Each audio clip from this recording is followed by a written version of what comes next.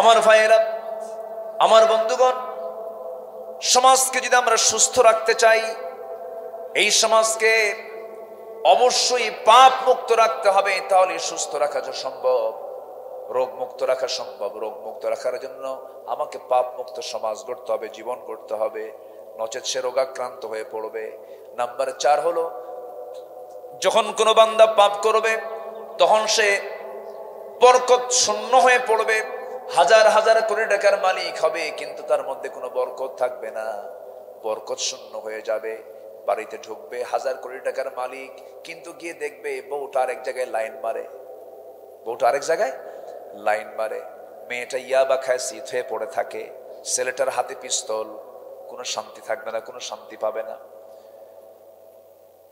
আমি একটা প্রশ্ন করবো আপনাকে, বলুন তো, গ্রামের লোক বেশি খাবার খায় না শহরের লোক বেশি খাবার খায়? বলেন তো, শহরের না গ্রামের? গ্রামের লোক বেশি খায়। শহরের লোক কি খায়? শহরের লোক কি খায় বলেন? খেতে পারে না তো। একটা প্লেট নিয়ে বসে, সে প্লেটে তো ফাঁকিবাজি প্লেট, প্লেটের কোনো তলা টলা নাই, একদম ফ্ল্যাট সমান। হ্যাঁ, সিলেটের মতো না? সিলেটের মতো, যে বাচ্চারা সিলেট, আচ্ছা, ছোট্ট একটা প্লেট। ডাক্তার তো চার্ট দিয়ে দিছে, হাজার কোটি টাকার মালিক, ডাক্তার বলে দেয় 200 টাকা ভাত। কথা বোঝেন নাই? 2 গ্রাম এই, 2 গ্রাম এই, এর চেয়ে বেশি খাইলে ইনসুলিন নিতে হবে, মরে যাবে। খাওয়ার কোনো কায়দা নাই। হাজার হাজার কোটি টাকার মালিক, কিন্তু খাইতে বসলে চার্ট নিয়ে বসে, তাও খাইলে পরে বিকেল বেলা বদহজম, শান্তি নাই। কিন্তু গ্রামের মানুষ যখন খাইতে বসে তখন কি চাট নিয়ে বসে? হ্যাঁ, প্লেট নিয়ে বসে, শাড়ি নিয়ে বসে না, কি নিয়ে বসে? হ্যাঁ, এলাকার ভাষার সাথে পাবনার ভাষার কিছু মিল মনে হয় আছে হালকা, পাশাপাশি তো, নদীর পাশাপাশি। হ্যাঁ, একটু মিল আছে ভাষার মধ্যে, একটা মজা আছে আপনাদের। চাড়ি নিয়ে বসে না, অর্থাৎ ওই ছোট মোটো প্লেট টেলেট চলবে না, পোষাবে না, গাবলা নিয়ে বসে, অথবা ডিশ নিয়ে বসে, অথবা বোল নিয়ে বসে। 1 কেজি ভাত, 1 কেজি ভাত এক বৈঠকে শেষ। খাওয়ার পরে বলে, খাইছো কেমন? আরো কিছু হলে একটু ভালো হতো। ঠিক আছে না, বলেন তো? এত খাবার খায়। ইন্নাল্লাহা ওয়া মালাইকাতাহু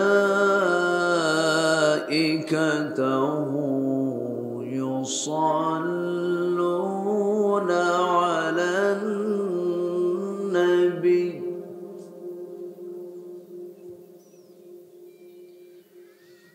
ইয়া আইয়ুহাল্লাযীনা আমানু সাল্লু আলাইহি ওয়া সাল্লিমু তাসলিমা। আল্লাহুম্মা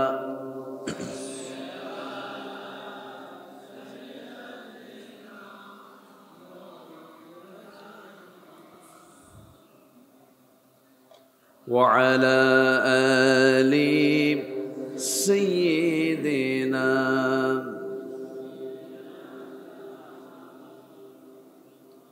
একটু মোহাব্বত দিয়ে নবীর প্রেমে মাতোয়ারা হয়ে জবান খুলে জোড়ালো কণ্ঠে দিলটা উজাড় করে সবাই বলুন আল্লাহুম্মা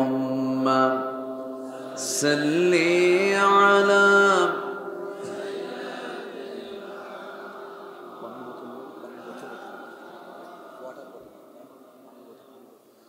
وعلى آل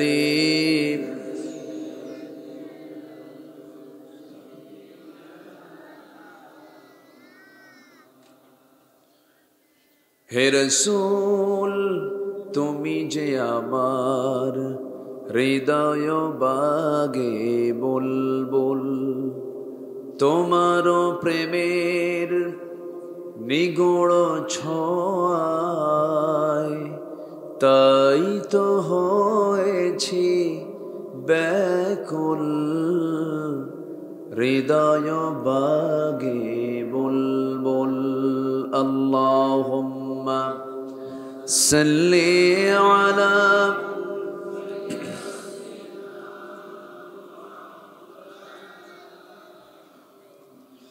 وعلى آل سيدنا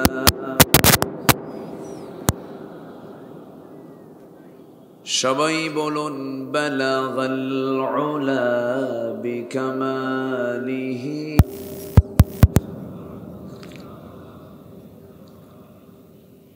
حسنت جميع خصاله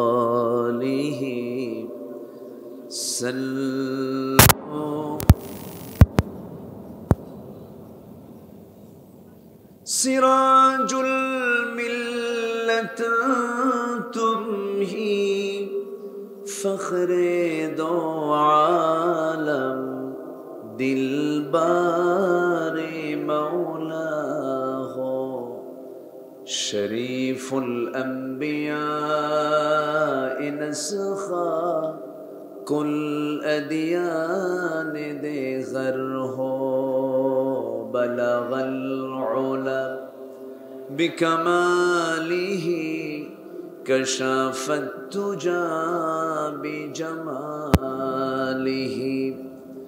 हसनत जमीउ खिसालिही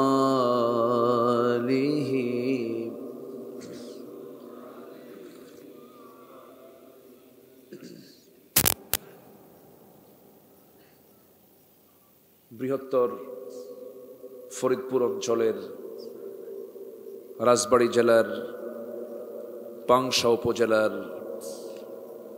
কাঞ্চনপুর পূর্বপাড়া জায়া মসজিদ ও যুব সংঘের উদ্যোগে আয়োজিত দিনের বেলা অনুষ্ঠিত সপ্তম বার্ষিকী তাফসিরুল কোরআন মাহফিল 2024 9 ফেব্রুয়ারিতে অনুষ্ঠিত আজকের এই মহৎ আয়োজনের সম্মানিত সুযোগ্য সভাপতি জনাব হাজী আব্দুল হাকিম খান, প্রধান অতিথি মাননীয় চেয়ারম্যান মহোদয় জনাব আবু হোসেন খান, আজকের এই প্রোগ্রামের সার্বিক তত্ত্বাবধানে জনাব মনোয়ার হোসেন খান মন্টু সাহেব, আমার পূর্বে কথা বলেছেন নন্দিত আলেমে দ্বীন, খ্যাতনামা মুফাসসিরে কোরআন, হাফিজুল কোরআন,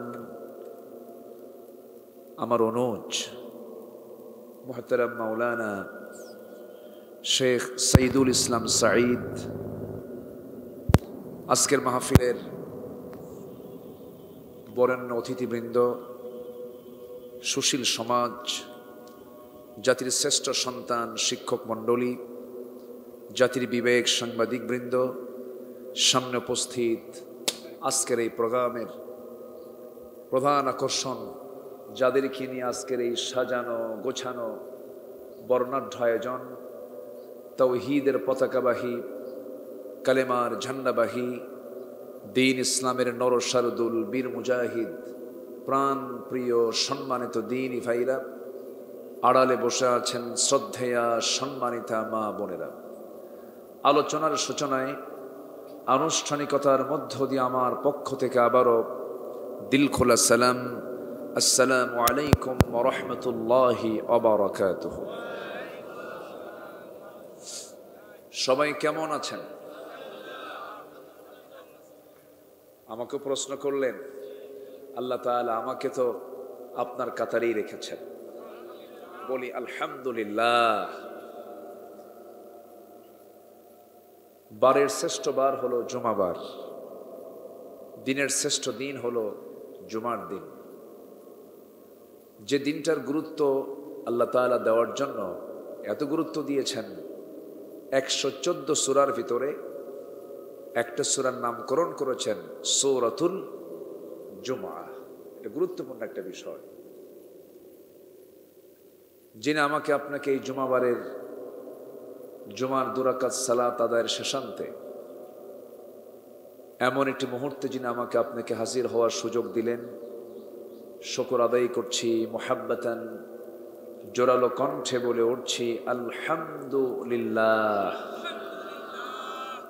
আবারও বলছি আলহামদুলিল্লাহ।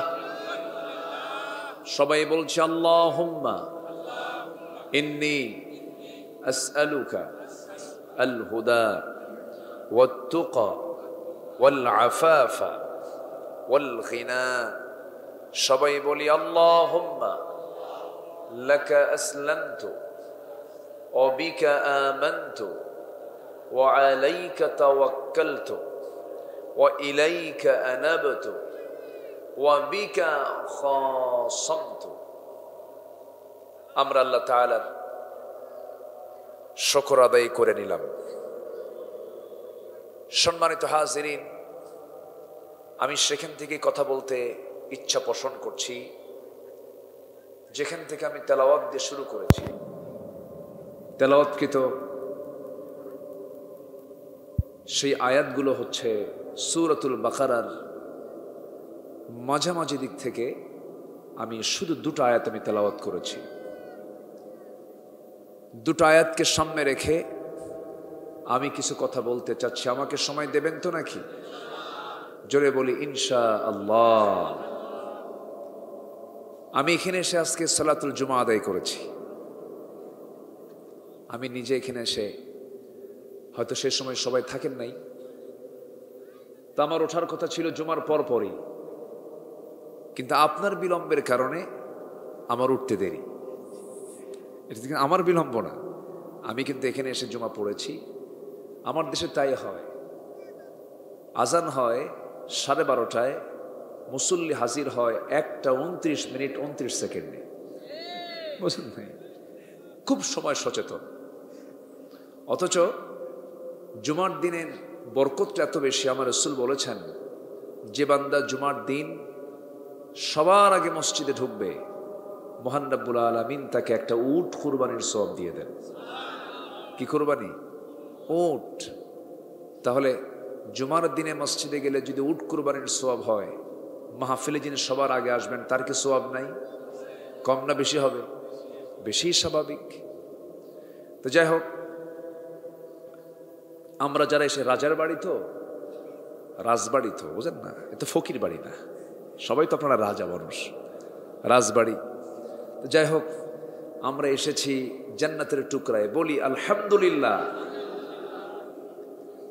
আমি যতটুকু সময় পেয়েছি, যথেষ্ট সময় আছে, যদি আমরা কথাগুলো আমলের নিয়তে শুনি, যদি নিয়ত থাকে আমরা আমল করব, যথেষ্ট সময় কিন্তু আছে। এবং আমার আগে আমার প্রিয় ভাইজান সাঈদ ভাই খুব সুন্দর গঠনমূলক কিছু কথা তিনি বলেছেন, আমি শুনেছি। দলিল আদিল্লা নির্ভর আজকে আলোচনা খুব কম শোনা যায়, খালি চিল্লা চিল্লে, মানে ঝড় তুলে ফেলে, সাইক্লোন, সিডর, আইলা, মানে এখনই মনে হয় যুদ্ধ শুরু হয়ে যাবে। কিন্তু নির্যাস কম, রেফারেন্স কম, দলিল কম, হাদিসের এবারত কম, এগুলি আমার বেশি লক্ষণীয়, মানে আমরা লক্ষ্য করছি। কিন্তু না, শ্রোতাকেও সচেতন থাকতে হবে। শ্রোতা মাহফিলে বসেই গুনতে থাকবেন যে আজকে আলোচক কয়টা আয়াত তেলাওয়াত করেছেন, কয়টা হাদিসের উদ্ধৃতি দিয়েছেন। এগুলো শ্রোতাকেও সচেতন হয়ে শুনতে হবে, নচেত শ্রোতা সচেতন না হলে বক্তাও সচেতন হবে না। এই জন্য আমাকে আপনাকে কোরআন এবং হাদিসকে সামনে রেখেই কথা বলতে হবে। তো আমি সূরা বাকারার দুটো আয়াতে কারিমা তেলাওয়াত করছি, যেখানে আল্লাহ তাআলা স্থায়ী জাহান্নামী কারা হবে এবং স্থায়ী জান্নাতি কারা হবে, এই দুটো কোর্ট রেফারেন্স আল্লাহ তাআলা দিয়ে দিয়েছেন। এই দুটো আয়াতকে যদি আমরা ফলো করতে পারি, শিক্ষা নিতে পারি, এই দুই আয়াতই আমার জান্নাতে যাওয়ার জন্য যথেষ্ট। জোরে বলি সুবহানাল্লাহ। ভালো হতে কি বেশি ওয়াজ লাগে? বলেন তো, ভালো হতে কি বেশি ওয়াজ লাগে? বেশি ওয়াজ লাগে না তো। আমার দেশে সারা রাত ধরে ওয়াজ শোনে, ফজরের সময় বলে হুজুর উজুর পানি খুব ঠান্ডা, তাহলে তো কাম হলো না। আমরা শুনবো যতটুকু, আমল করব তার চাইতে বেশি আমরা আমল করব। মুরব্বী, আমি খুবই আনইজি ফিল করছিলাম, উনি উঠতে পারছিলেন না। আমি আসা মাত্র উনি দাঁড়ায় গেছেন এই কষ্ট করে। মান তাওয়াদা ফাকাদ রাফাআহু আল্লাহ। এই পৃথিবীতে যে একজন মানুষকে যে সম্মান করবে, মর্যাদা দিবে, আল্লাহ তার মর্যাদা বাড়ায় দেন। আল্লাহ তার মর্যাদা বাড়ায় দেন। আমার নবীজি একদিন আলোচনা করছিলেন, এক যুবক, ইয়াং টকবকে যুবক, সে যুবকটা সামনে দাঁড়ায় আছে, বসার জায়গা নেই, সব বসে গেছে, জায়গা নেই। রাসূল বললেন, এই তুমি বসার জায়গা পাচ্ছ না? না। আমার নবীজি তার নিজের গায়ের চাদরটা তার দিকে ফিকা মারলেন, বললেন, আমার চাদর দিলাম, আমার চাদরে বসে থাকো। সুবহানাল্লাহ বলবেন না? আপনি মানুষকে সম্মান দিবেন, আল্লাহ আপনাকে সম্মান বাড়াইয়া দিবেন। কিন্তু আমি কিন্তু খুশি হই নাই। আপনি উঠে দাঁড়াইছেন, আমার খুব খারাপ লাগছে। না আলহামদুলিল্লাহ, না ঠিক আছে, আলহামদুলিল্লাহ। তো আমার দিকে তাকান। এখন আমরা আলোচনার দিকে যাই। আমরা জাহান্নামে যেতে চাই না জান্নাতে যেতে চাই? বলেন। আপনি ঢাকা যাবেন, কিন্তু টিকিট কাটছেন পঞ্চগড়ের। গাড়ির টিকিট কোথাকার? পঞ্চগড়। আপনি কি ঢাকা যেতে পারবেন? না। আমাকে টিকিট কাটতে হবে কিসের? ঢাকার টিকিট কাটতে হবে। পঞ্চগড় থেকে পঞ্চগড়ের টিকিট কেটে ঢাকা যাওয়া সম্ভব নয়। স্টিয়ারিং ঢাকামুখী রাখতে হবে, টিকিটও কনফার্ম করতে হবে। সম্মানিত ভাইয়েরা, সেই জান্নাতে যাওয়ার জন্য আল্লাহ তাআলা কিছু আমল শিখিয়ে দিয়েছেন। আর জাহান্নামে যাওয়ার জন্য অন্যতম কারণটা আল্লাহ তাআলা উল্লেখিত তেলাওয়াতকৃত আয়াত আল্লাহ তাআলা তাই বলেছেন। সূরাটার নাম যেন কি বলেছিলাম বলেন তো? বাকারা। বাকারা মানে হলো গাভী। বাকারা মানে কি? গাভী। গাভীর এমন কোনো অঙ্গ নাই যে অঙ্গ দিয়ে বান্দার কাজে আসে না। ইভেন মলটা, পায়খানাটাও জ্বালানি কাজে ব্যবহার করা হয়। ঠিক আছে না? এই বাকারা যেমন সকল কাজে যেমন উপকারী, সূরাতুল বাকারা, এই সূরাটা এমন একটা সূরা যে সূরাতে আল্লাহ তাআলা মানব জীবনের প্রায় সব কথাই বলে দিয়েছেন। সুবহানাল্লাহ। আব্দুল্লাহ ইবনে আব্বাস রাদিয়াল্লাহু তাআলা আনহু একটানা 10 বছর সূরাতুল বাকারা পড়েছেন। বলা হলো, আব্দুল্লাহ, 10টা বছর চলে গেল, আর কি কোনো সূরা তোমার সামনে পড়ে না? তিনি বললেন, শোনো, এই 10 বছর ধরে সূরাতুল বাকারা পড়তে পড়তে আজ পর্যন্ত আমি নিজে সূরাতুল বাকারা শেষ করতে পারি নাই। 10 বছর ধরে সূরাতুল বাকারা শেষ করতে পারে নাই। আর আগামীতে তো রমজান আসতেছে, দেখবেন কিছু বুড়া চাচা মসজিদে গিয়ে খুব বুকটা উঁচু করে সবার সামনে বলে বেড়াবে, তুমি কি জানো আমার ছেলে বউ না এত সুন্দর কোরআন পড়ে, ও 3 খতম, আমার বউ 4 খতম, আমার ছেলে 3 খতম, আর আমি তো নিজেই খতম। কথা বলছি, আমি তো নিজেই খতম। অথচ আব্দুল্লাহ ইবনে আব্বাস তিনি একটানা 10 বছর শুধু সূরা বাকারাই পড়েছেন, শেষ করতে পারেন নাই। এই জন্য কোরআনটাকে না বুঝে পড়া না বুঝে পড়া, বলেন বলেন, না বুঝে পড়া না বুঝে পড়া? বুঝে। তিলাওয়াত, দিরাসাত, তাদাব্বুর সব থাকতে হবে। এই মাইকলা কোথায়?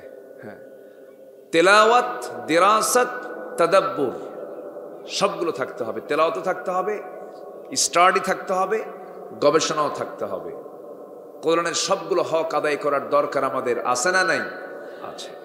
আমার দেশের পার্লামেন্টে তেলাওয়াতের হক হয়, কিন্তু কোরআনের যে আইন, সে আইনের হক আজকে পার্লামেন্টে আদায় করা হয় না।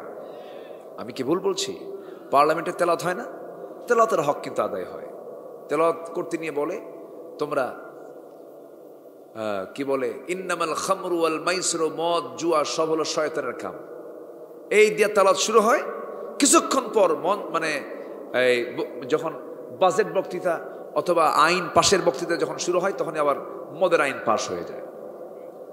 তো শুরু হলো তেলাওয়াত দিয়া, আর শেষ করলো হলো কোরআনের বিরুদ্ধে আইন পাশ করে। এটি কি হলো বলেন তো?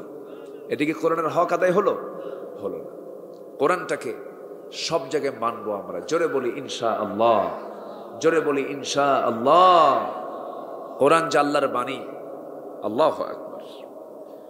আল্লাহ কোরআনটাকে কি সুন্দর করে সাজাইছেন। যারা কোরআনের মজা একবার পাইছে, পৃথিবীর কোনো বই পড়ে এই মজা পাবে না। কোরআনের স্বাদ যে পেয়েছে, পৃথিবীর কোথাও এই স্বাদটা পাবে না। কোরআন তিনিই সাজিয়েছেন, যিনি আকাশকে সাজিয়েছেন। আকাশের কোথাও কি কোনো ভুলটুল আছে নাকি? কোনো প্ল্যানে কি ভুলটুল মনে হয়? ডিজাইনে কোনো ভুলটুল হয়েছে নাকি? নাই। আমার আপনার বাড়ির বিল্ডিং তৈরিতে কলাম লাগে, পিলার লাগে, আর আল্লাহর বিল্ডিং এর ছাদটা এমন যার কোনো পিলার খুঁটি নাই, পিলার নাই। বেগাইরে আমাদিন তারাও না, আল্লাহ নিজেও বলছেন, তুমি কি দেখো না খুঁটিবিহীন ছাদ আমি কেমন করে বানিয়েছি। এবং সে আকাশকে আল্লাহ রাব্বুল আলামিন ডেকোরেশন করেছেন, সুসজ্জিত করেছেন এমন কিছু তারকা দিয়া, যে তারকার আলো আজ পর্যন্ত পৃথিবী স্পর্শ করে নাই। এত দূরে সেই তারকাগুলো রেখে দিয়েছেন, একটা দুইটা তারকা নয়। আল্লাহ রাব্বুল আলামিন এমন কিছু তারকা রেখে দিয়েছেন মহাশূন্যে, এগুলো সুন্দর করে সাজানো আছে, নির্দিষ্ট কক্ষপথে পরিভ্রমণ করছে। এক একটা তারকা আছে, আড্ডা নামে একটা তারকা আছে, বেটেল জুইস একটা তারকা আছে, যে তারকা এই যে সূর্য আমরা আকাশে দেখতে পাচ্ছি, এই সূর্যের চাইতে একটা তারকা 33 কোটি গুণ বড়। কত কোটি গুণ বলেন? কয়টা তারকা? আকাশে কি তারকা একটা? অসংখ্য তারকা। তাহলে একটা আকাশ সাজাতে আল্লাহ তাআলা কি ডিজাইন করেছেন, সুবহানাল্লাহ বলবেন। ওয়ালাকাদ যায়্যানা সামাআ আদ-দুনিয়া বিমাসাবিহ, অসংখ্য তারকা দিয়ে আল্লাহ তাআলা আকাশকে সাজিয়েছেন। আমি গত সেপ্টেম্বরে কাতার গিয়েছিলাম, একটা শপিং মলে ঢুকলাম। তো শপিং মলে ঢুকলাম রাতের বেলা, দেখি যে দিনের আকাশ। তো বললাম এটা কেমন, আমি বুঝি নাই। হয়ে গেছে রাত, দেখতে পাচ্ছি দিন। বলতেছে হুজুর এটা কৃত্রিম আকাশ, কৃত্রিম আকাশ তারা বানাইছে। মানে ছাদটাকে এমন ভাবে সাজাইছে, একদম দেখা যাচ্ছে সূর্য দেখা যাচ্ছে, মানে পুরো নীল আকাশ দেখা যাচ্ছে। সম্মানিত ভাইয়েরা, তার ডিজাইনটা তারা যে নিল, এই আধুনিক দুনিয়ার আধুনিক ডিজাইন নিল কার ডিজাইন থেকে? বলেন কার ডিজাইন থেকে? আল্লাহর ডিজাইন থেকে। আমরা রাতের অন্ধকারকে দূর করার জন্য কত আলো ব্যবহার করি, আর আল্লাহ তাআলা রাতের অন্ধকারকে দূর করেন কয়টা লাইট দিয়া? কয়টা লাইট? একটা লাইট, এনাফ, কিচ্ছু লাগে না। সে আল্লাহ রাব্বুল আলামিন আকাশ সাজানো রেখেছেন, সাবআতু আবহুর, 7টা সমুদ্র সাজিয়ে রেখেছেন। আমাকে আপনাকেও সাজিয়ে তিনি সৃষ্টি করেছেন, কোথাও কোনো গ্যাপ রাখেন নাই। তিনি কি কোরআনটা তিনি এলোমেলো করেছেন না সাজিয়ে রেখেছেন? সাজিয়ে রেখেছেন, সুন্দর করে তার সেটিং করেছেন, আয়াতগুলো সেটিং করেছেন। সূরা বাকারার আয়াত সংখ্যা হলো 286। 286 আয়াত, যার শুরু হলো কিতাবের চ্যালেঞ্জ দিয়া, শেষ হলো দোয়া দিয়ে। 286 যে অর্ধেক, আমি যদি বলি 286 অর্ধেক কত বলেন তো? 286 অর্ধেক কত? 100। আচ্ছা, আপনি কি রাগ করতেছেন নাকি? হুজুর শুনতে আসলাম ওয়াজ, শিখানো অঙ্ক, এটা কেমন কথা? রাগ করতেছেন না তো? 286 অর্ধেক হলো 143। 143 নম্বর আয়াত আল্লাহ তাআলা কি বলেছেন দেখেন। আল্লাহ যে কোরআনটা আয়াত যে সেট করে দিয়েছেন জায়গা মতো, অর্থের সাথেও আল্লাহ তাআলা আয়াত সেট করেছেন। জোরে বলি সুবহানাল্লাহ। এগুলো কি মাঝে মাঝে ফাটবে? মাঝে মাঝে ফাটে, মাঝে মাঝে আতঙ্কিত হই, ভাবি যে কি আবার কোনো অ্যাটম বম এসে পড়লো নাকি। এই কমিটিরা এগুলো কি রাখছেন? এগুলো মাঝে মাঝে যে ফাটে। আচ্ছা ফাটুক, এখন তো আর ঠিক করার সময় নেই। মানে সূর্যের তাপ, তো তাপে এটা, হ্যাঁ গরমে এটা মানে ও আর সহ্য করতে পারছে না। তো যাই হোক, মাঝে মাঝে একটু আমরা আতঙ্কিত হব, সমস্যা নাই। আল্লাহ তাআলা মাঝখানে কি বলেছেন দেখেন, মাঝখানের আয়াতে আল্লাহ রাব্বুল আলামিন বলেন, وَكَذَلِكَ جَعَلْنَاكُمْ أُمَّةً وَسَطًا لِتَكُونُوا شُهَدَاءَ عَلَى النَّاسِ وَيَكُونَ الرَّسُولُ عَلَيْكُمْ شَهِيدًا। জোরে বলুন আল্লাহু আকবার। আমি এমনই করে তোমাদেরকে মধ্যম জাতি করে এই দুনিয়াতে পাঠিয়েছি। কি জাতি বলেন? মধ্যম জাতি করে পাঠিয়ে দিয়েছে। আল্লাহ তাআলা এই আয়াতটাকে এমন জায়গায় সেট করলেন, আমরা মধ্যম জাতি। আয়াতটাও সেট করেছেন শেষে, প্রথমে না মধ্যে? বলেন, মধ্যে দিয়েছেন। তাহলে আয়াতটাও মধ্যে দিয়েছেন, অর্থটাও মধ্যম করে আমাদেরকে পাঠানো হয়েছে। তাহলে আয়াতের সাথে আয়াতের সেটিং এর মিল আছে না নাই? এটা শুধু একটা বললাম, হাজারো এরকম রেফারেন্স আল্লাহ তাআলা রেখে দিয়েছেন কোরআনে কারীমের ভিতরে। সংখ্যা তথ্যের এক অপূর্ব সমন্বয় ঘটে। এই কিতাবের মতো কিতাব পৃথিবীর কেউ রচনা করতে পারবে না, সম্ভব নয়। কারণ কোরআন নাজিল করেছেন তিনি, যিনি আসমান সৃষ্টি করেছেন। যেরকম সুবহানাল্লাহ। আসমান কি দুর্বল? জমিন কি দুর্বল? সাত সমুদ্র কি দুর্বল? সে আল্লাহ তাআলা কোরআন নাজিল করেছেন। এর মধ্যে কি কোনো অপ্রাসঙ্গিক কিছু কথা থাকতে পারে? মিথ্যা থাকতে পারে, অসারতা থাকতে পারে, ব্যর্থতা থাকতে পারে। কিন্তু দুঃখজনক হলেও সত্য, আমরা সেই কোরআনকে জীবনের সকল জায়গাকে মানতে পেরেছি, মেনে নিয়েছি? মানতে পারিনি। এমনও মুসলমান আমার দেশে আছে যারা বলে কোরআন নামাজ চলতে পারে, ব্যক্তিগত জীবনে প্র্যাকটিস থাকতে পারে, কোরআন দিয়ে সমাজ চলতে পারে না। এমন জাতীয় কথা কিন্তু বলার মানুষ আছে। আসতে বলবেন না, আছে না নাই? আমরা মাহফিল আসলে বলে, হুজুর এমন ওয়াজ করবেন, এমন ওয়াজ করবেন, শুধু যেন ওয়াজটা হয় আসমানের, আর ওয়াজটা যেন হয় কবরের, মাটির তলের আর আসমানের উপরের। এই দুটো ওয়াজ করবেন, আর দুনিয়াটা আমরা দেখে নেব। কথা বোঝেন নাই? এই যে দুনিয়া দেখতে যাই তো সবকিছুই দেখতেছি আমরা। এই দেশকে কোনো কৃষক কি পিছায়া দিয়েছে? আসতে বলে, কোনো কৃষক পিছায়া দিয়েছে?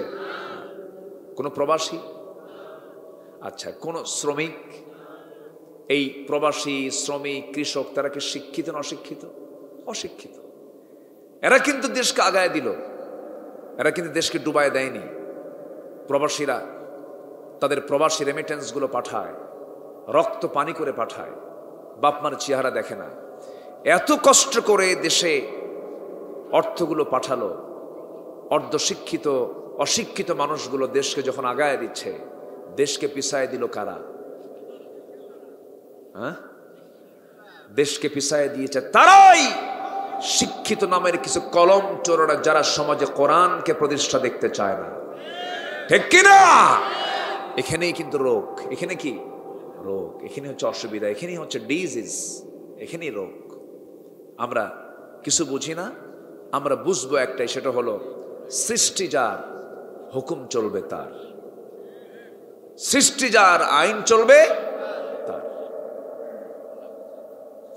আমার বন্ধুগণ, একটু কান লাগাবেন। সমাজে যদি কোরআনটা চালু হয়ে যায়, সমাজের মধ্যে কোনো অন্যায় থাকবে না, রাহাজানি থাকবে না, দুই নাম্বারি থাকবে না, ছলচাতুরি থাকবে না, আমানতের খেয়ানত থাকবে না, চুরি থাকবে না, কোনো কিছুই থাকবে না। এটা আল্লাহর ওয়াদা, আল্লাহ নিজে ওয়াদা করেছেন।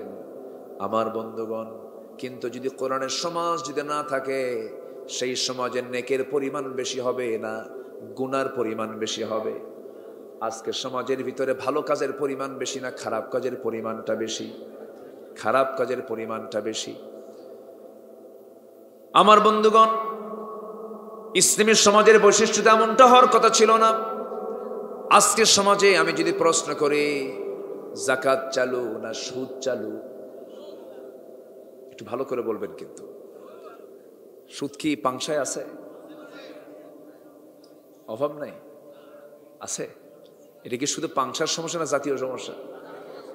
বলেন, এটা জাতীয় সমস্যা। তাহলে সুদ এত ভয়ঙ্কর, এত নোংরা, এটা এত অমানবিক কাজ, এত জঘন্য কাজ, যার ব্যাপারে আমার রাসূল বলেছেন সুদের সর্বনিম্ন গুনাহ হলো নিজের মার সাথে জিনা করা। তাহলে সেই পাপটা কি আজকের সমাজে কঠিন না সহজ? বলেন, এই সমাজে এই পাপটা আজকে সূর্যে চলতেছে, এটাকে কঠিন মনে করে কারণ সহজ মনে করে করতেছে? সহজ। কে বলেছে কঠিন? সুদ আজকে সহজ করে দেওয়া হয়েছে, অফেন্সিভ এটা। তার বিপরীতে যাকাত আল্লাহ তাআলা দিয়েছেন, সেই যাকাত কি আজকে আমার দেশে আছে? যাকাতের টাকা কি আদায় হয়? অথচ যাকাতের টাকা যদি বছরে বছর আদায় হতো, পরপর 2-3 বছরের যাকাতের টাকা দিয়া পদ্মা শুধু 2-3টা করা যেত। কথা বোঝেন নাই? কিন্তু আসল কাজে তো বান্দা নাই। আমার বন্ধুগণ, তাহলে আমরা মুসলমান, মুসলিম পরিবারে আমাদের জন্ম, দাদার নাম মুজাহিদুল ইসলাম, বাবার নাম শহীদুল ইসলাম, নিজের নাম শরীফুল ইসলাম, 3 ইসলাম লাগানো, কিন্তু ভিতরে ইসলাম নাই। এই নাম দিয়ে কোনো কাজ হবে না, এই নাম দিয়ে জান্নাত পাওয়া যাবে না। অনেকের নাম ইয়াসিমান আলী, কিন্তু নামাজ পড়ে না। নাম হলো রমজান আলী, দুপুরবেলা রমজান মাসে ভাত খায়। নাম হলো আতর আলী, গোটা গায়ে গাজার গন্ধে থাকা যায় না। নাম হলো বাদশা মিয়া, ভিক্ষা করে খায়। নাম কি? বাদশা মিয়া। আমার বন্ধুগণ, এই সমস্ত নাম দিয়ে বান্দা জান্নাত পাবে না। জান্নাত পেতে হলে ইমানের গুণগুলো থাকতে হবে। আমার ভাইরা, আজকে সুদের মোহরা চলছে সমাজে, জেনার মোহরা চলছে সমাজে। আমার মনে হয় এই এলাকায় মদের কোনো কারবার নাই। মদ আছে না নাই? রাজবাড়ী জেলায় মদ নাই? আসতে বলে মদ নাই? আছে। মদ বিক্রি করে কারা আর মদ খায় কারা, মদের ফ্যাক্টরি বানায় কারা, সব আমরা কিন্তু জানি। সব জেনেও জানতেছি না, বুঝেও বুঝতেছি না, দেখেও দেখতেছি না। কিন্তু মাদকের সবচাইতে বড় ক্ষতি হলো, রাসূল বলেছেন মদ হলো সমস্ত পাপের মা। আল খামরু উম্মুল খাবাইস, মদ হলো সমস্ত পাপের মা। এই যে চুয়াডাঙ্গা, চুয়াডাঙ্গা তো পাশাপাশি, তাই না? চুয়াডাঙ্গার দর্শনায়, এই তো চুয়াডাঙ্গার দর্শনায় কেরুয়ান কোম্পানির একটা মদের ফ্যাক্টরি, সেখান থেকে গত বছর বেশ কিছু কোটি টাকা, বেশ কয়েক কোটি টাকা মদ বিক্রি করে লাভ হয়েছে। আলহামদুলিল্লাহ। কি করবেন আপনারা বলেন? হায়রে, আমরা কথা বললেই তো দোষী হয়ে যাই।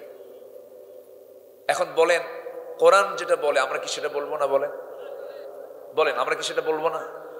কিন্তু বললে বলে কি জানেন, হুজুর এইগুলো তো নিয়ে, বা এইগুলো তো বলার জন্য আমরা নিয়ে আসি নাই।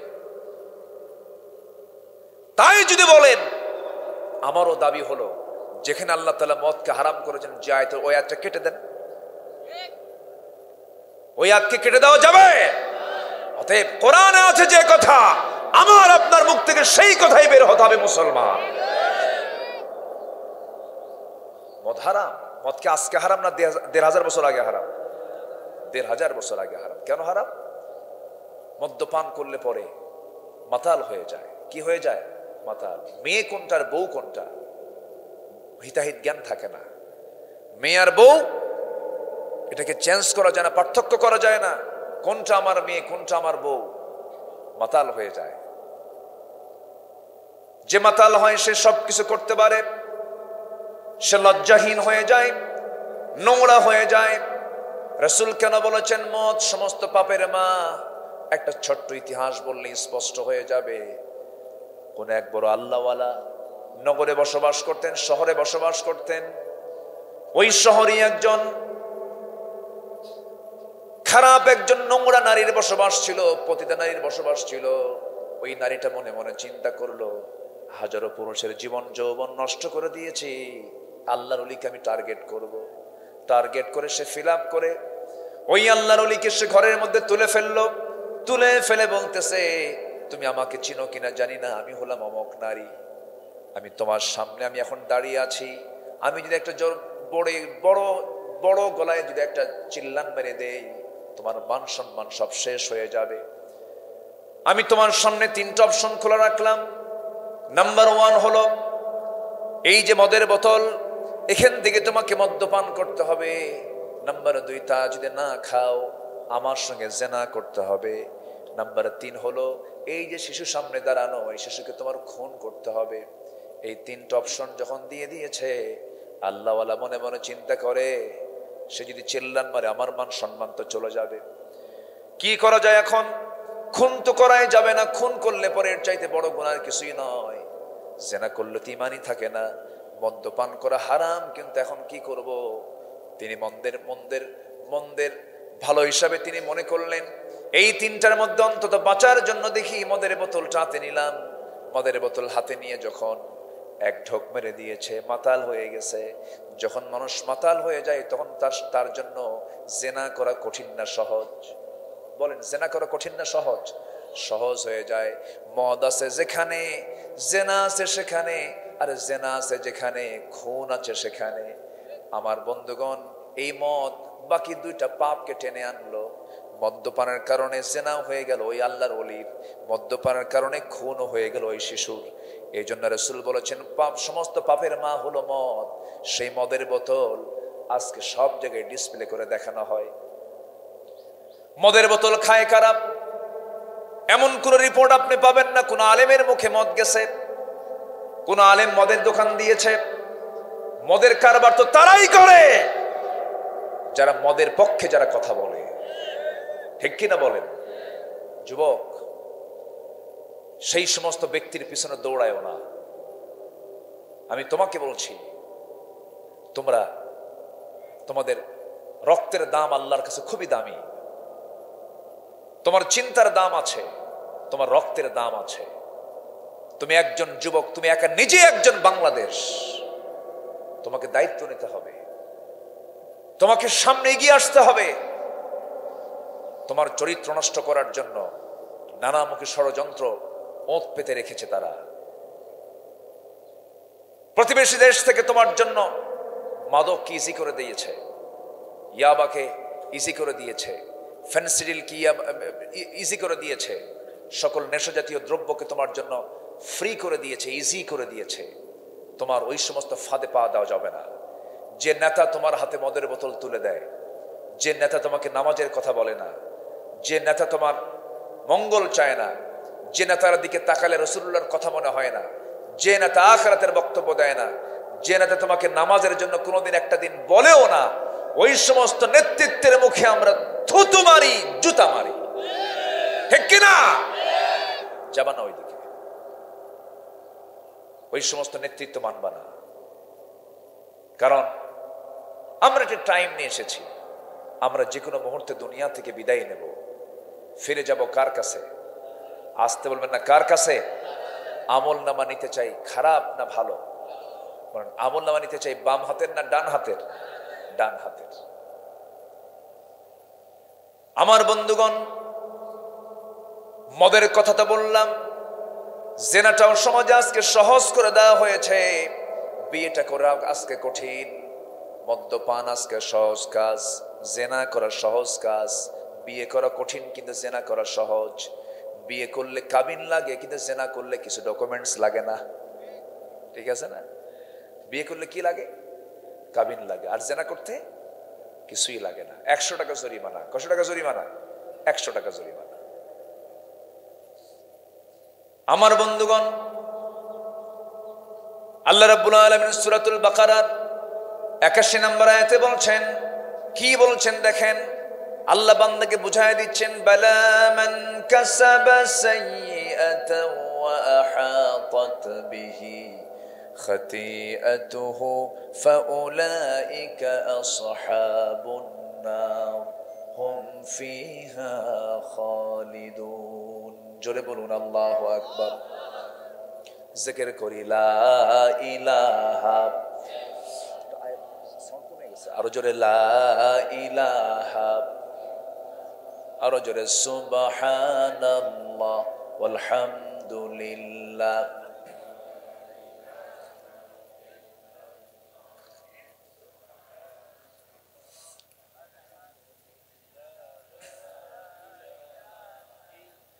আরো জোরে লা ইলাহা,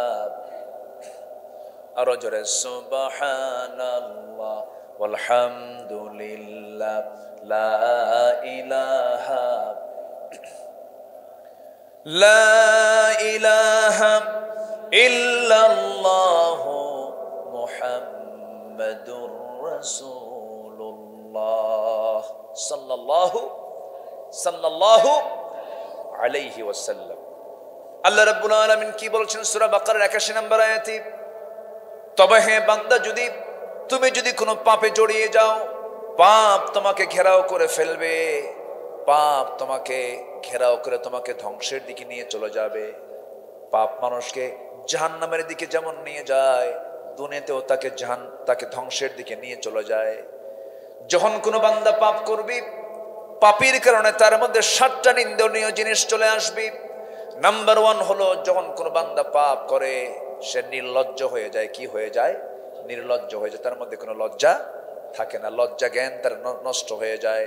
নাম্বার 2 হলো সৌন্দর্য নষ্ট হয়ে যায়, চেহারার কোনো সৌন্দর্য থাকে না, চেহারার সৌন্দর্য নষ্ট হয়ে যায়।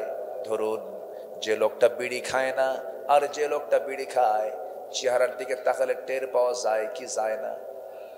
যায়। কেমন করে যায় বলেন? বলেন কোন অঙ্গ ডিস্টার্ব হয়? হ্যাঁ বলেন। ঠোঁট। এই তো, সব তো বুঝেন আপনারা।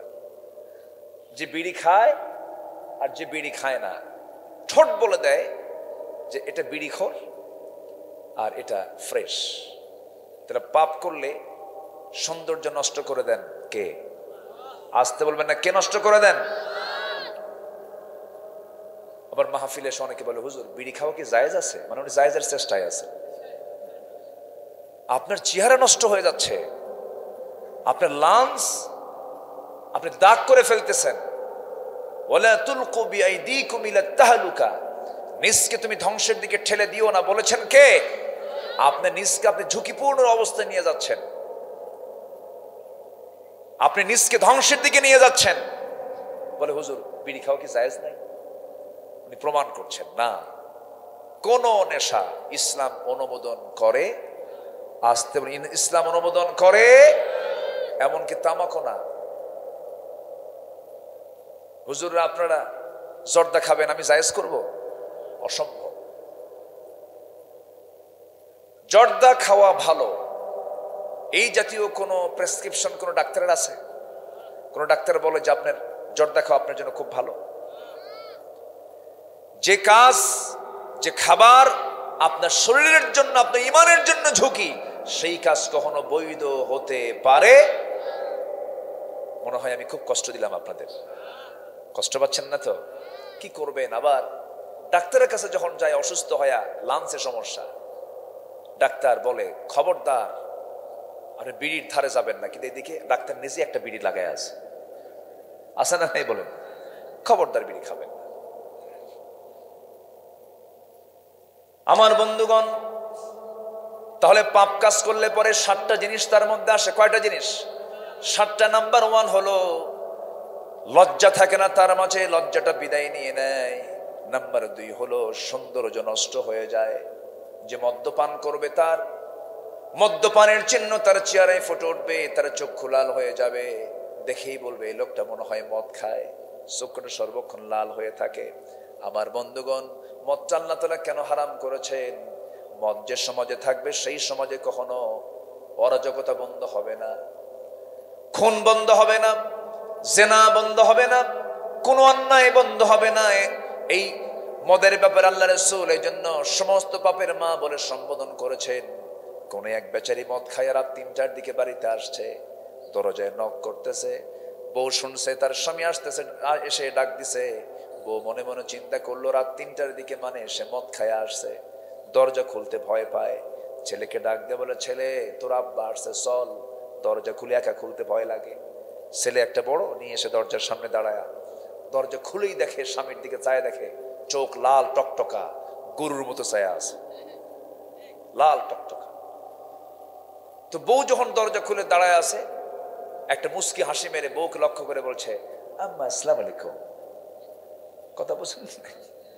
এখন বউ বলে, হাই রে আমার পোড়া কপাল, তোমার কি একটু লজ্জা জ্ঞান হলো না? আমার পাশে একটা ছেলে দাঁড়ানো, তোমার একটা ছেলে দাঁড়ানো, একটা বয়স, আমার প্রাপ্ত বয়স্ক একটা ছেলে দাঁড়ানো, তার সামনে তুমি আমার মা বলে ডাকো, একটু কি তোমার হুঁশ নাই? ছেলের দিকে তাকায় বলে, দুলা ভাই আসসালাম আলাইকুম। কথা বোঝেন নাই? বিষয়টা হলো তার সমস্যা হলো হেড অফিস। সমস্যা কি? হেড অফিস উল্টাপাল্টা হয়ে গেছে। যারা উল্টাপাল্টা খায় তারা সমাজকে কখনো সোজা করতে পারে না, ঠিক কিনা বলেন? উল্টাপাল্টা খাওয়া লোক কোনোদিন সমাজকে সাজাতে পারে না। যুবক, তোমার আদর্শ চরিত্র দিয়ে সমাজকে গড়তে হবে। অসৎ নেতৃত্বের মুখে ঝাঁটা দিতে হবে। ঝাঁটা বোঝেন তো? ঝাঁটা দেখাতে হবে।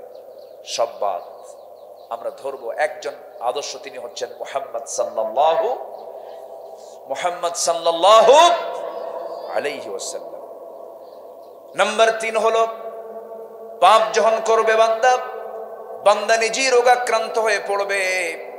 আজ থেকে 50 বছর আগের দিকে তাকান, আমার দাদার যুগের দিকে তাকান, আপনার দাদার যুগের দিকে তাকান, 50 বছর আগে আজকে যত রোগ, আজকে যত রোগী, এত রোগী আর রোগ কে ছিল নাকি দুনিয়ায়? কম। জ্বর হলে পরে তেল গায়ে দিলে পরে একটু রসুন, একটু কালো জিরা, একটু আদা খেলেই জ্বর ভালো হয়ে যেত, মানুষ সুস্থ হয়ে যেত। আজকে এমন কিছু রোগ আছে যে রোগ ওষুধ দিয়েও সারে না। কত রোগ দুনিয়াতে নতুন নতুন আমদানি হয়েছে। সমাজে যখন দেখবেন রোগের পরিমাণ বেড়ে গেছে, তখন ভাবতে হবে সমাজে পাপের পরিমাণ কমছে না বাড়ছে? বেড়ে গেছে। আমার ভাইয়েরা, আমার বন্ধুগণ, সমাজকে যদি আমরা সুস্থ রাখতে চাই, এই সমাজকে অবশ্যই পাপ মুক্ত রাখতে হবে, তাহলে সুস্থ রাখা সম্ভব, রোগ মুক্ত রাখা সম্ভব। রোগ মুক্ত রাখার জন্য আমাকে পাপ মুক্ত সমাজ গড়তে হবে, জীবন গড়তে হবে, নচেত সে রোগাক্রান্ত হয়ে পড়বে। নাম্বার 4 হলো, যখন কোনো বান্দা পাপ করবে তখন সে বরকত শূন্য হয়ে পড়বে।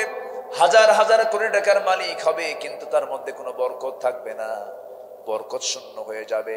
বাড়িতে ঢুকবে হাজার কোটি টাকার মালিক, কিন্তু গিয়ে দেখবে বউটা আরেক জায়গায় লাইন মারে, মেয়েটা ইয়াবা খায়, শীত হয়ে পড়ে থাকে, ছেলেটার হাতে পিস্তল, কোনো শান্তি থাকবে না, কোনো শান্তি পাবে না।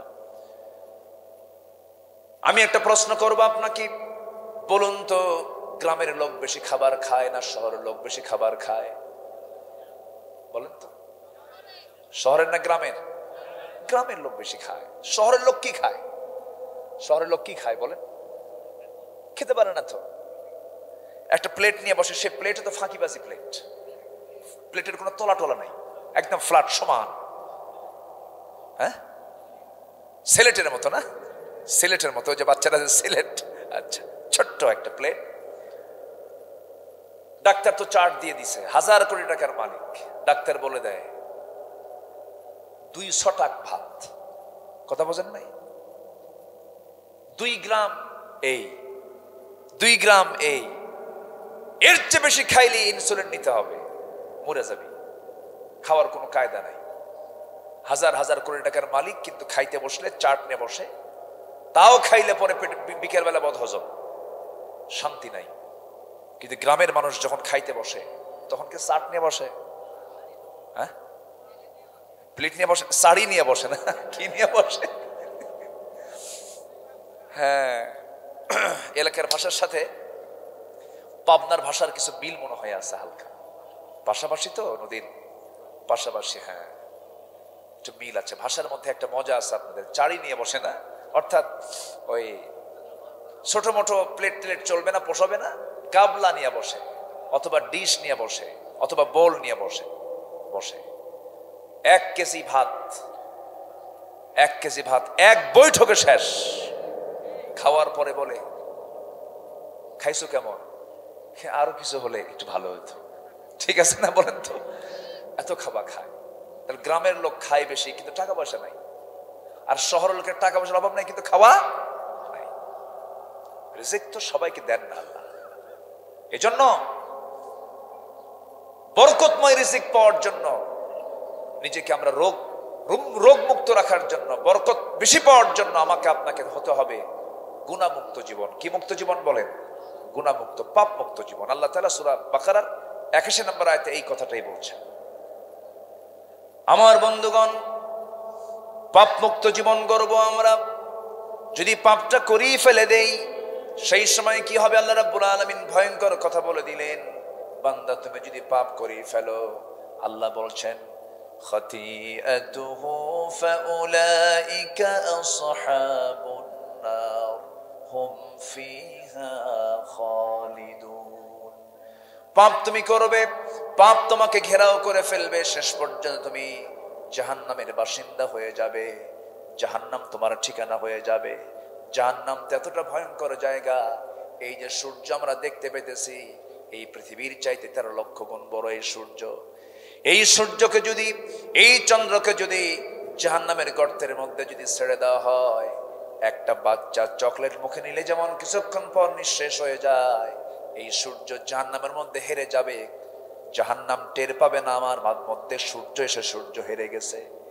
এত ভয়ঙ্কর জাহান্নাম। সেই জাহান্নাম থেকে বাঁচার জন্য মহান রব্বুল আলামিন বলছেন, বান্দা পাপের দিকে যেও না, জেনার দিকে যেও না, সুদের দিকে যেও না, মদের দিকে যেও না। এই সমস্ত পাপের দিকে গেলে পরে তোমাকে জাহান্নাম পেয়ে বসবে, তুমি জাহান্নামের বাসিন্দা হয়ে যাবে। আমার বন্ধুগণ, আমি একটা লাইন কথা বলি, একটু মনোযোগ দিয়ে শুনবেন, একদম শর্ট কথা। এই দুনিয়াতে যে বান্দা হারামকে না বলবে, আল্লাহ তার জন্য জাহান্নামকে না বলে দিবে। সোজা কথা, অস্ত বেশি লাগে না। এই দুনিয়ায় চলতে গিয়ে একটা অঙ্ক মিলাবেন, হারামকে শুধু না বলবো, আল্লাহ জাহান্নামকে না বলে দিবেন। হালালকে শুধু হ্যাঁ বলে ফেলবো, আল্লাহ জান্নাতকে হ্যাঁ বলে ফেলবেন। আল্লাহ আমাকে আপনাকে ভালোবাসেন, কম না বেশি? আসতে বলবেন না, কম না বেশি? আমার বউ, আমার ছেলে, আমার মেয়ে, আমার পরিবার, আমার ভাই, আমার স্বজন, আমার নেতা, আমার কর্মী, আমার জনগণ, আমার দেশবাসী, যে যেটাই বলেন না কেন, সেই ভালোবাসা ক্ষণিকের ভালোবাসা, মরে যাব, শেষ হয়ে যাবে। কিন্তু একজনের ভালোবাসা কখনো শেষ হবে না, ক্ষয় হবে না। তিনি আমার কে? তিনি আমার কে? আল্লাহ। কিন্তু দুঃখ লাগে, আমরা আল্লাহকে সময় দেওয়ার টাইম পাই না, সময় দিতে চাই না। অথচ সময়ের মালিক কে বলেন? সময়টা দিয়েছেন কে? দিনের মালিক কে? রাতের মালিক কে? অতএব আমাদের উচিত সবার আগে সময় বের করা কার জন্য? আল্লাহ আমাকে বলেছেন, তুই আমাকে 5টা টাইম সময় দে। কয়টা টাইম বলেন? 5টা টাইম তুই সময় দিয়ে দে। হাইয়া আলাস সালাহ, নামাজের দিকে আয়। তুই একটু সেজদা দিয়ে দে বান্দা, আমার দিকে তুই 1 হাত আগাবি, আমি তোর দিকে 10 হাত আগাবো। তুই আমার দিকে হেঁটে হেঁটে আসবি, আমি তোর দিকে দৌড়া দৌড়ে যাব। আমি তোকে মাফ করতে চাই, আমি তোকে জান্নাত দিতে চাই। কিন্তু বান্দা তুই তোর দোষে জাহান্নামে যাবি। কিয়ামতের দিন আল্লাহ তাআলা কিছু কিছু বান্দাকে আড়ালে ডাক দিবেন। এই আয়াতটা, এই হাদিসটা রাসূল বলেছেন, হাদিসে কুদসি। এই হাদিসটা আমাকে খুব আলোকিত করে, আমাকে খুব আশান্বিত করে। কিছু কিছু বান্দাকে ডাক দিবেন, আড়ালে ডাক দিবেন, ডাক দিয়ে বলবেন, এই তুই দুনিয়াতে আকাম কুকাম গুলো করছিস না? হ্যাঁ।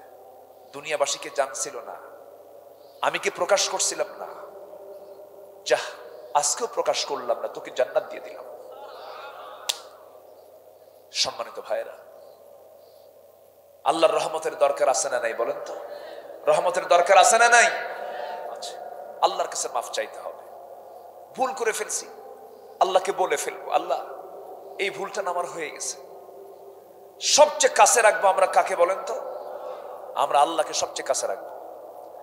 আল্লাহকে দূরে রাখা মানে চরম বোকামির পরিচয় দেওয়া। আল্লাহকে দূরে রাখা মানে নিজেকে ধ্বংসের দিকে ঠেলে দেওয়া।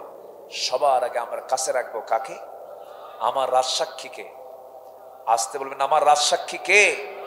আল্লাহ বলছেন, বান্দা আমি তোকে কত ভালোবাসি দেখ। আমি থাকি আরশে আজিম।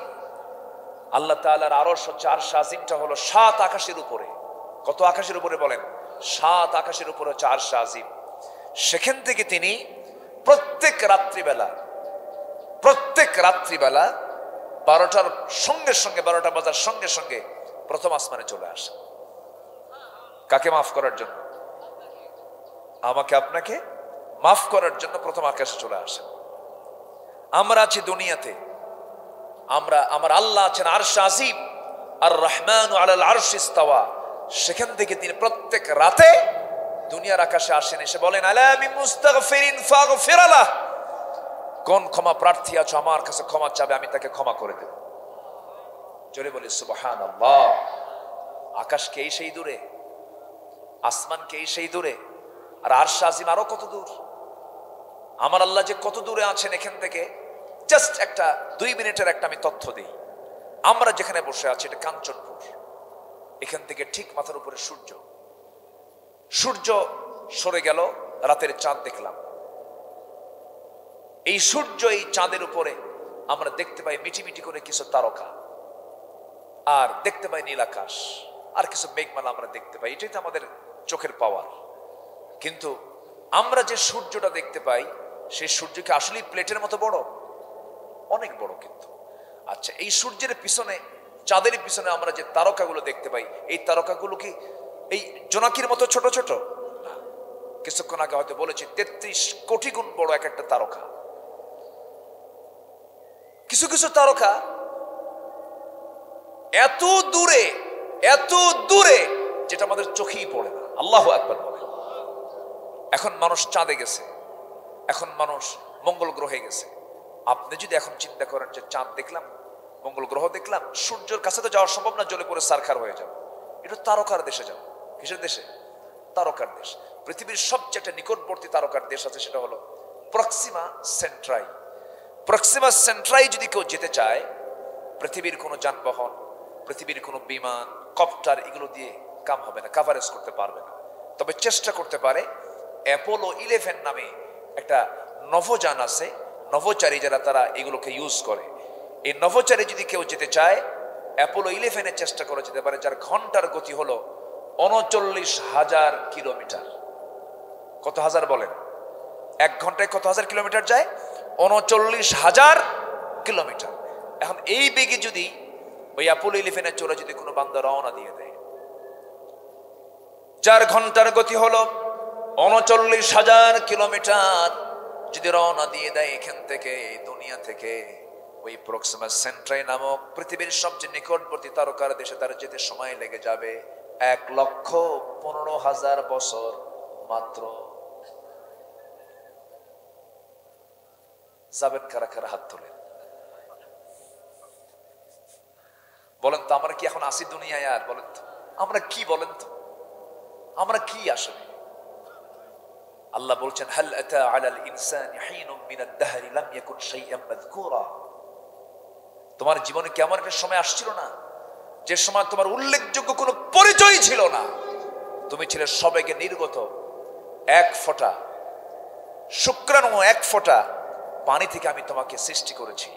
তোমার তো কোনো অস্তিত্বই নাই। সেই মানুষ আমরা, আল্লাহর আইনের বিরুদ্ধে অবস্থান নেই।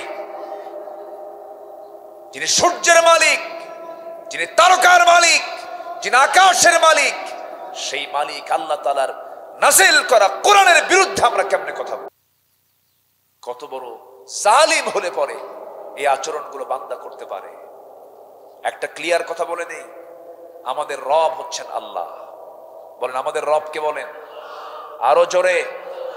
আমাদের নেতা হলেন, আমাদের লিডার হলেন মুহাম্মদুর রাসূলুল্লাহ। আমাদের দ্বীনের নাম, দলের নাম, রাজনীতির নাম, নীতির নাম, আদর্শের নাম, আমাদের দলের নাম হচ্ছে ইসলাম। আমাদের দলের নাম কি বলেন? ইসলাম। আমাদের সংবিধানের নাম কি বলেন? বলেন বলেন বলেন, আল কোরআন। তাহলে আমাদের রব আল্লাহ, নেতা রাসূল, দল ইসলাম, সংবিধান কোরআন। এই 4 পরিভাষার ভিতরে, এই 4 কথার ভিতরে যদি কেউ নখ ঢুকাতে চায়, আমরা গলা চিপে ধরব। আসতে বলবেন না, জোরে বলুন ঠিক কিনা? রাজি আছেন কারা কারা? হাত উঁচু করে ধরেন।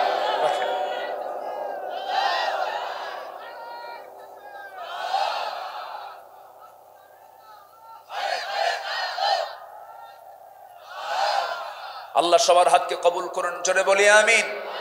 আরো জোরে আমিন। আমার নবীর জন্ম যে সমাজে সেই সমাজে কি মদের বোতল ছিল না? আসতে বলে, মদের বোতল ছিল না? সেই সমাজে কি মূর্তি পূজা ছিল না?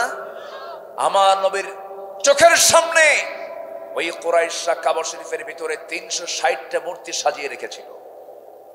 মদের বোতল ছিল, জেনার কারবার ছিল, সুদের কারবার ছিল। রাসূল সেই সমাজের একজন নাগরিক ছিলেন, কিন্তু কখনো কি মদের বোতল হাতে নিয়েছেন? জেনার কাছে গিয়েছেন? কোনো অসামাজিক কোনো কাজকর্ম করেছেন? 40 বছর নবুয়ত পেলেন, এগুলোর বিরুদ্ধে বক্তব্য শুরু হয়ে গেল। এখন মদারু কি সহ্য করতে পারে? যারা জেনা করে তারা কি সহ্য করতে পারবে? আজকেও যারা এই দেশে কোরআনের বিধানকে বাস্তবায়ন করতে চায় না, এরা সবগুলো মদ খাওয়া, গাঁজা খাওয়া, জেনাকার, ঠিক কিনা? না হলেও ওরা ওগুলোর পক্ষে, ঠিক কিনা?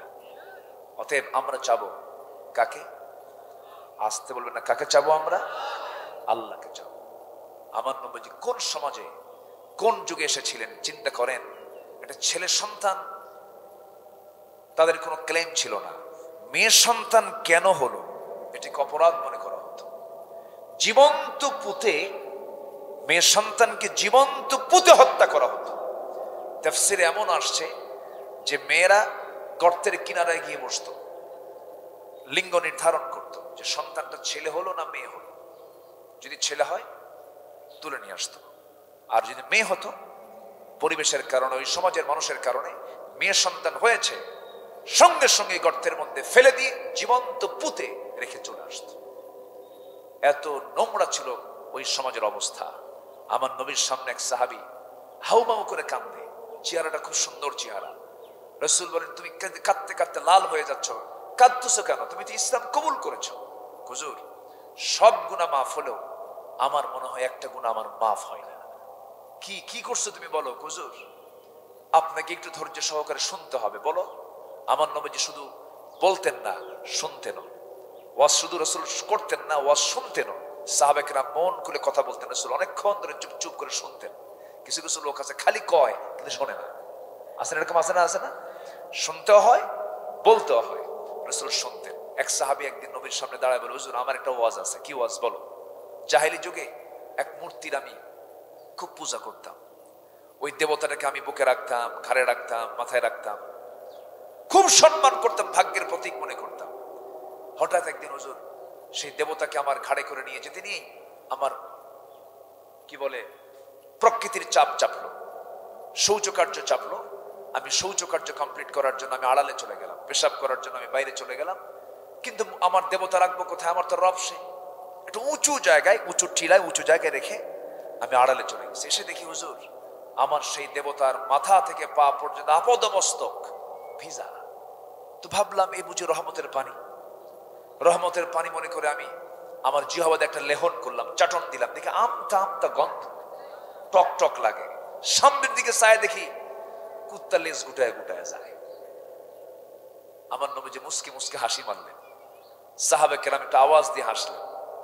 রাসূল বলেন, এরপরে তুমি কি করলা বলো? হুজুর ভাবলাম সারা জীবন যার গোলামি করলাম, সারা জীবন যাকে আমি সৌভাগ্যের প্রতীক মনে করলাম, সে নিজেই নিজের অস্তিত্ব রক্ষা করতে পারে না। এমন রাগ উঠলো হুজুর, এক আষাঢ়ে ভেঙ্গে চুরমার করছে। এরপর আপনার কাছে এসে দেখি আমি এমন রবকে পেয়েছি যে রব হচ্ছেন আসমানের মালিক, জমিনের মালিক আল্লাহ তাআলা। জোরে কান সুবহানাল্লাহ। আমার নবী যেরকম করে শুনতেন। ওই সাহাবী নবীর সামনে হাঁটু গড়ে দিয়ে বসে গেল। রাসূল বললেন, সাহাবী তোমার চোখের পানি আমার দারুণ কষ্ট হচ্ছে, কাঁদো কেন? কি হয়েছে বলো?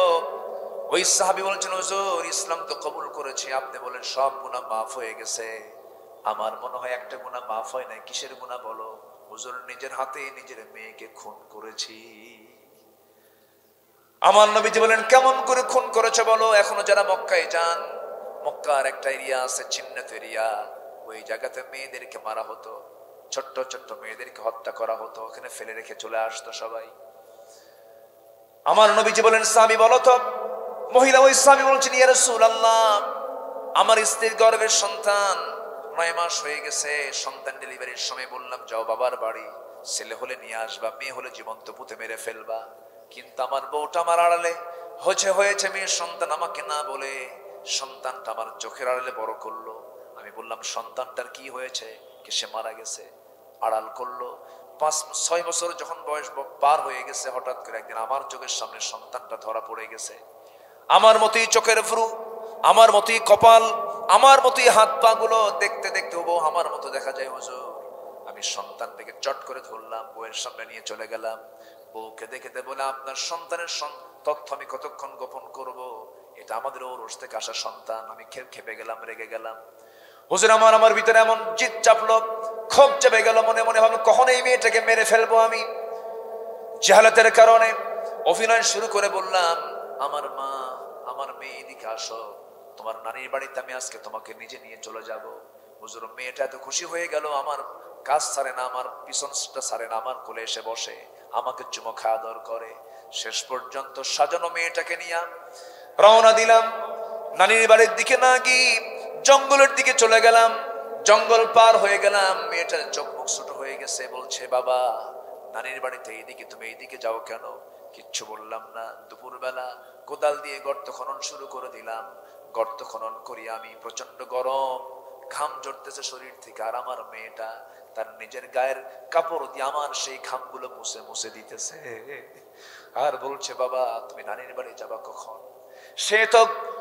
সে তো ঘূর্ণাক্ষরও জানে না আমি কেন গর্ত খনন করতেছে হুজুর। শেষ পর্যন্ত আমার মেয়েটা দেখলাম আমার মুখের মধ্যে কোদাল মারতে গিয়ে যে মাটিগুলো আমার দাড়িতে লেগে থাকে, তার কচি কচি নখ দিয়ে খিলাল করে করে আমার সেই দাড়ি থেকে মাটিগুলো সরায়া দিচ্ছে। আর বলছে, বাবা তুমি যাবে কখন নানির বাড়ি বলো? আমি কিচ্ছু বললাম না। গর্ত খনন যখন শেষ হয়ে গেছে, চোখ বন্ধ করে মেয়েটাকে বললাম, আমার মেয়ে দেখো তো গর্ত খননটা কেমন হয়েছে। আমার মেয়েটা আজকে সেই সময় এমন সুন্দর মুচকি হাসি মারলো, মুচকি হাসি মেরে সরল মন নিয়া গর্তের কাছে গিয়া উকি মেরে দেখতে লাগলো। উকি মেরে যখন দেখতেছে, পিছন দিকে আমি চলে আসলাম। বুঝলাম আমার পাষাণ হৃদয়ে দিল বিন্দু পরিমাণ কোনো মোহাব্বত জাগলো না। আমার দিল এমন পাষাণ হয়ে গেল। আমার মেয়েটা উকি মেরে দেখতেছে, পিছন দিক থেকে আমি এসে এত জোরে ধাক্কা মারলাম, এক ধাক্কায় গর্তের মধ্যে পড়ে গেছে। চিত হয়ে দুইটা হাত এক জায়গায় করে বলছে, আব্বা সত্যি বুঝতে পেরেছে আমার মার কথাই সত্য, তুমি আজকে আমাকে মেরে ফেলার জন্য কিনে নিয়ে আসছো। আব্বা আমি দুই হাত তোমার এক জায়গায় করে তোমার কাছে আমি আরজি জানাই, তোমার কাছে আমি ভিক্ষা চাচ্ছি, আমার জীবনটা ভিক্ষা দাও। প্রয়োজন আমি ভিক্ষা করে খাবো, তোমার সামনে মুখ দেখাবো না। আজকে আমাকে জানে বেরো না বাবা, আমাকে ছেড়ে দাও। আমার মধ্যে দয়ের ভাব হলো না। শিরকিয়াতের কারণে হাতের মধ্যে পাথর নিলাম, বুকের উপরে ছেড়ে দিলাম। এত জোরে মারলাম, ফিনকি দিয়ে রক্ত বের হয়ে গেল। আব্বা বলে চিৎকার করে আস্তে আস্তে নিস্তেজ হয়ে চোখের সামনে দুনিয়া থেকে বিদায় হয়ে গেল। মাটি চাপা দিয়া, পাথর চাপা দিয়া জনমের মতো দুনিয়া থেকে বিদায় করে দিলাম। হুজুর ইসলাম তো কবুল করছি আমি, কিন্তু আমার মনে হয় গুনাহ মাফ হবে না। আমার নবী যে কথাগুলো শুনলেন, সাহাবীকে বুকের সঙ্গে জড়িয়ে রেখে বলছেন, ও দাহিয়ে কলবি রে, চিন্তা করিস না, আমার আল্লাহ তো রহমান, তুই তো বুঝিস নাই, না বুঝে করেছিস, আল্লাহ তোর এই গুনাহ তোর জীবন থেকে সাফ করে দিয়েছে। জোরে বলি সুবহানাল্লাহ, আরো জোরে বলি সুবহানাল্লাহ। আমার আল্লাহর দয়া কম না বেশি? আসতে বলেন, দয়া কম না বেশি? বেশি। সেই জাহেলিয়াতের যুগের মানুষগুলোকে এক সুতার কাঠিতে আবদ্ধ করেছেন কি দিয়া? আসতে বলবেন না, কি দিয়া? অতএব সমাজকে আমরা পাপ মুক্ত যদি রাখতে চাই, গুনাহ মুক্ত যদি রাখতে চাই, কোরআনটাকে সামনে নিয়ে আমরা চলবো, সিদ্ধান্ত নেব। আজকে মাহফিলে যারা আসছে, জুমার নামাজে যেমন সবাই হাজির হয়ে যায়, আসর নামাজে সবাই হাজির হব। জোরে বলি ইনশাআল্লাহ। কাঞ্চনপুরকে আমি দেখতে চাই একটা বেনামাজি মুক্ত গ্রাম। কি কোন আপনারা কেউ তো ইনশাআল্লাহ বললেন না, জোরে বলেন। কাঞ্চনপুর গ্রামটা হবে বেনামাজি মুক্ত গ্রাম, নামাজি গ্রাম হবে। জোরে বলি ইনশাআল্লাহ। একটা নামাজি গ্রামের বৈশিষ্ট্য হলো ফজরের মুসল্লি জোহরের চাইতে বেশি হবে, কি ঠিক কিনা? মাগরিবের মুসল্লি, এশার নামাজের মুসল্লি মাগরিবের চাইতে বেশি হবে। এই জন্য বেশি হবে কারণ এশার সময় মানুষগুলো ঘরে চলে আসে, ফজরের সময় মানুষগুলো ঘরে থাকে, জোহরের সময় কাজে যায়। অতএব জোহরের মুসল্লি বেশি হবে না, ফজরের মুসল্লি বেশি হবে। কিন্তু এখন গ্রামের মসজিদগুলোতে ফজর নামাজের মুসল্লি নাই, কারণ গোটা রাত স্টার জলসা, স্টার প্লাস। আসতে খান কেন? ঠিক কিনা?